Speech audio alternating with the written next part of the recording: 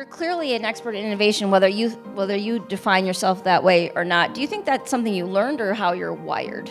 People that are innovators and sort of wake up with ideas. I'm sure so many people in this room know what I'm talking about, or you have that notebook next to your bed to write down the ideas in the middle of the night so you can keep sleeping. Throughout life, figuring out how to best use that and turn it into a career or turn it into just life is something that you learn. And in food, it was always about innovation and creativity and looking at trends and figuring out what people are willing to eat, because it is one of the most challenging things, right? It's a lot easier to get people to wear something.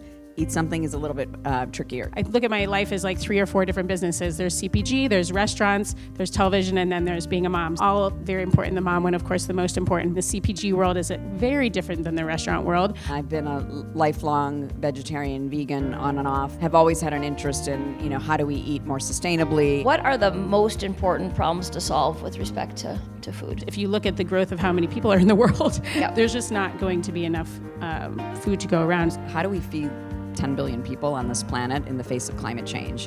Throughout history, we've had to figure out the challenge of how to feed people, and I think we're at that critical point. It's hard to change behavior if food isn't delicious, and that's where I think what you do is so important. Looking at it as a new protein to serve, as opposed to, instead of that pork shank, I'm going to give you one shaped like one that's not made out of pork.